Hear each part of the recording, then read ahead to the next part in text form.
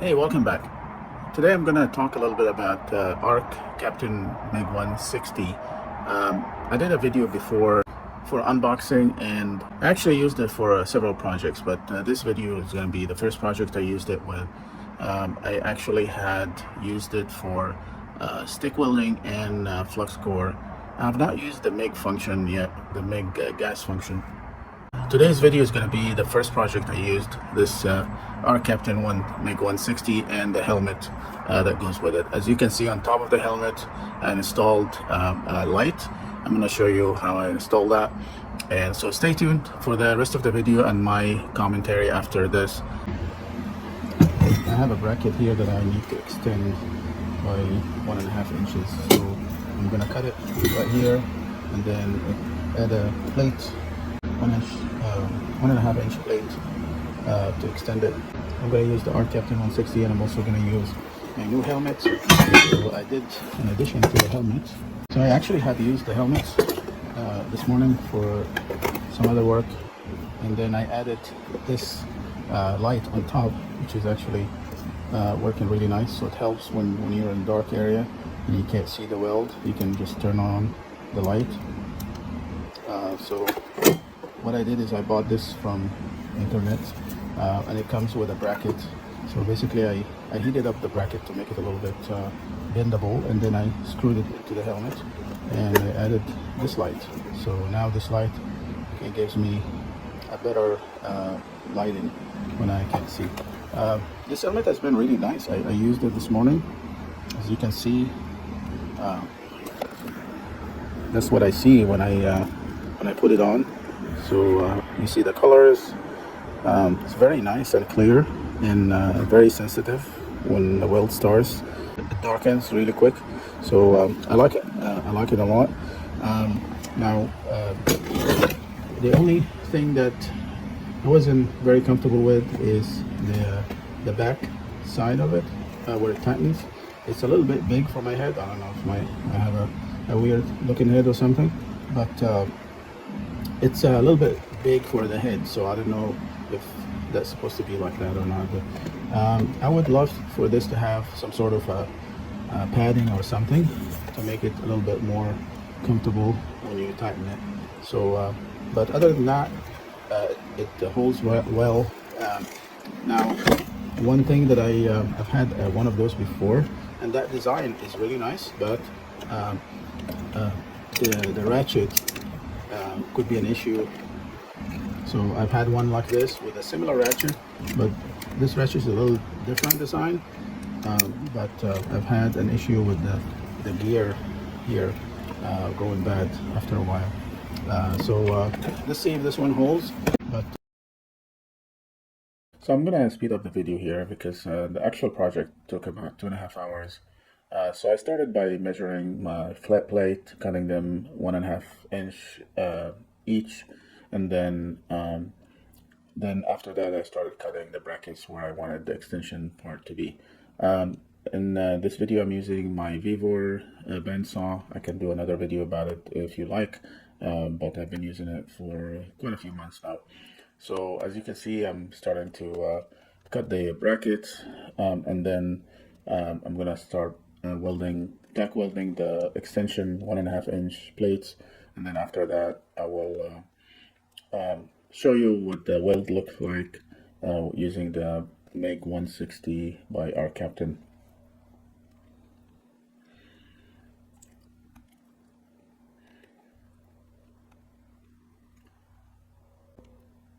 So in case if you wonder what this is, those are brackets that hold the rocker, the step that you step in before you go into a truck. So we wanted to lower it about 1.5 inches to make it easier to climb up the truck. As you can see, I brought the Arccaptain 160 and I'm prepping to tack weld it in place. As you can see, I started tacking and now I'm answering a message. And then after that, I started tacking them in place, making sure it's all aligned. And then I'm going to show you what the weld results look like.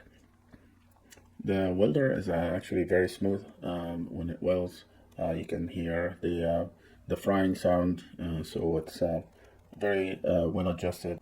So you can't hear it from the video, but this welder has a very smooth arc, and because of that synergic mode, so you don't have to mess with the adjustment. So you always have this frying sound when you're using it, regardless of what the amperage setting is. So it's actually a very good feature that I recommend for somebody like me who's do it yourself. So now I finished the first bracket extension, and here's what the weld looked like. As you can see, the weld is pretty smooth. I haven't cleaned it yet, and I'm gonna go ahead and clean it with a wire brush at the end.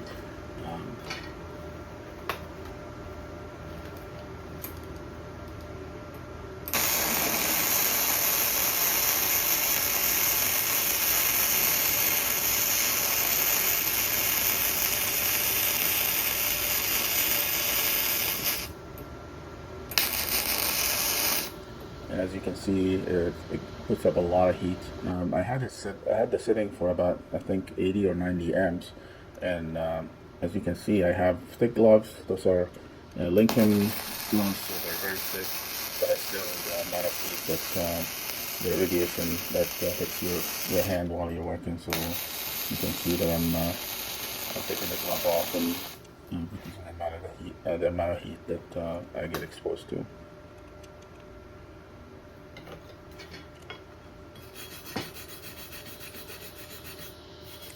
And the reason I'm leaving the video right now on the normal speed and I'm not accelerating it is just to show you the sound of the machine.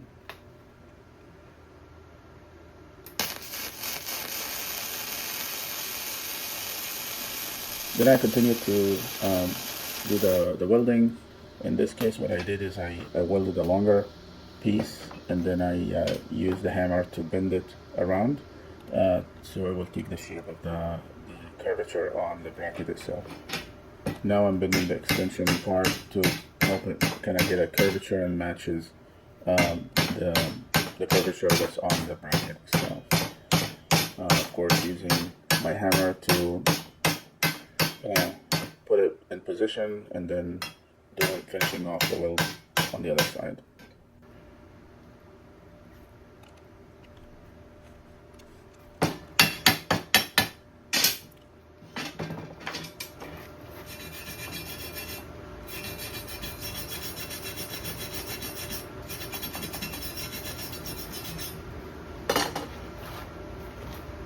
So this is what you'll be looking at. Of course, just a disclaimer, I'm not a professional welder. I'm a do-it-yourself guy, and of course, it's not going to be perfect for some of the viewers, but it's perfect for me.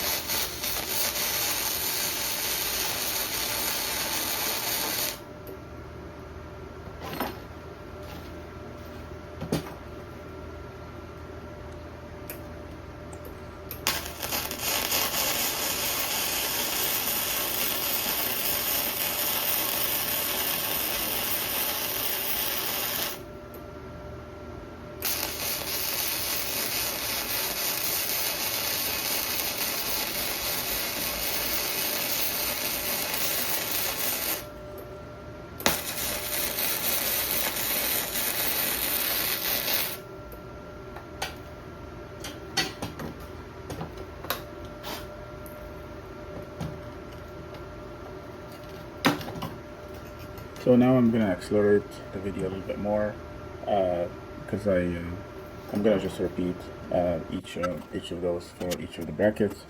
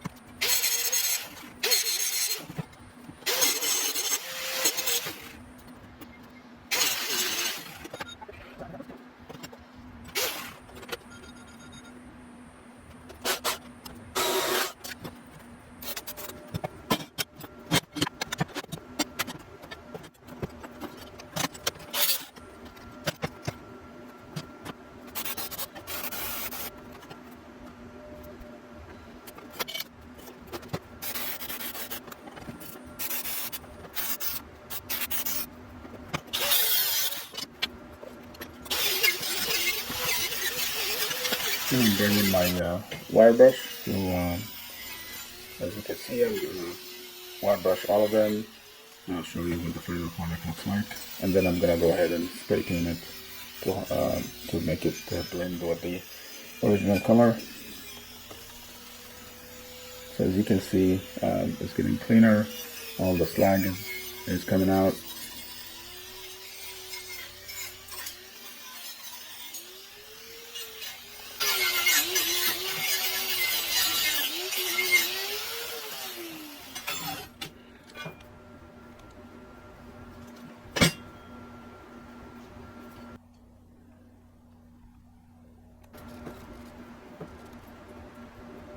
So I've done all of them, and after that I'm gonna just go ahead and spray paint it.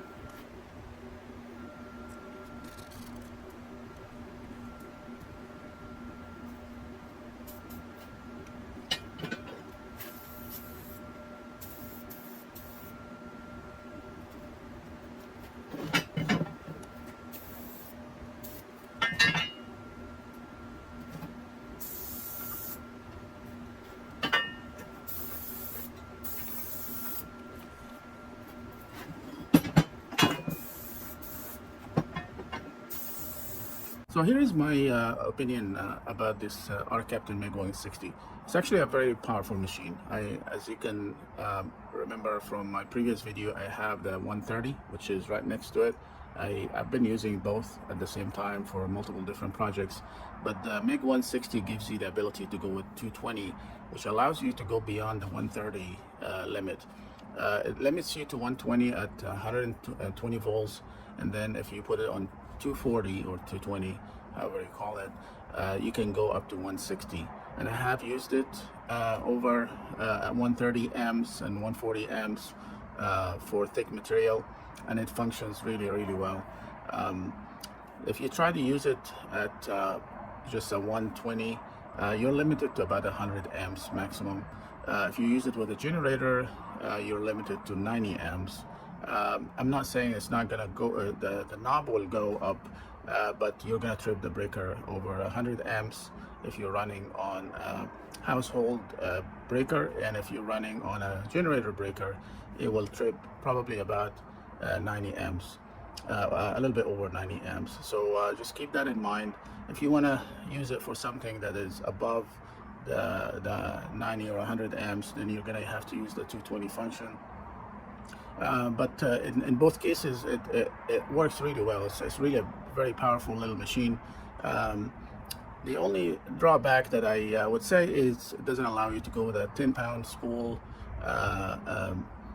flux. So you have to, if you're working on a large project, it might last you about 3 to 4 hours worth of work, and then you have to swap with a new roll of flux core. So keep that in mind if you're looking for something that's a more commercial size. This may limit you to the amount of flux core that you can put in it. It takes a 2-pound spool, not a 10-pound spool, so keep that in mind. Other than that, it's a great machine. It works really well. It's very powerful, and the good thing about it, it allows you to have that synergic mode. All you have to do is adjust the amp, and then once you adjust the amps, it automatically gives you the appropriate voltage with it. It's very good for a beginner and intermediate as well. I think if you're using that for like field repairs or using it for mobile welding activities, this would be a perfect machine for that. So this is pretty much my commentary about the Mig160. I would recommend it over a manual machine because of the ability to adjust the synergic mode. In terms of the helmet, that helmet is a great helmet. I had a couple of issues with it. One of them was the ratchet on the adjustment in the back of it. When I tightened it too hard, it stripped the gear, and I contacted Arccaptain and they sent me another one. So that was one issue. The other issue, sometimes if the battery drains, you end up losing it. It keeps blanking. So But overall, it's a great helmet. It's got a very wide vision. So just I'm giving you my honest opinion about this. But let me know if you have any questions. Leave it in the comments, and I'll be happy to answer it. So thank you for watching. I hope you liked the video. Please subscribe to the channel and like the video to help this channel. And if you're interested in buying any of those products, please click on the link below. You can also get a discount code with it. You can either buy it from Amazon, or you can buy it from Arccaptain directly and get a coupon code for 5%. Thank you and have a good day.